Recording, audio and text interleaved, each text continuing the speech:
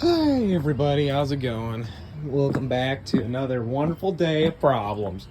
Alright, Briggs Stratton 16.5 horsepower twin ride lawnmower engine. Okay, alright, here's the deal.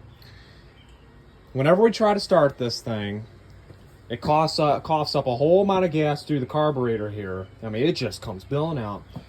It's blowing out so much gas, physical gas here. I'm surprised it didn't cause a huge backfire and kill us. Not sure what the problem is. It's having trouble getting going. It keeps flooding. Why is gas spraying out of here and here when it tries to start get going? There's nothing wrong with the fuel. There's nothing wrong with it. We got a cork right there to stop the fuel up so that we can try to clean it out, let it completely dry out. It's been doing this to us for like 2 days, or actually not 2 days, more like a week, and we can't mow the grass, can't do nothing until we get this fixed. If someone can explain to me why it's doing this, we already took the spark plugs out. We use an air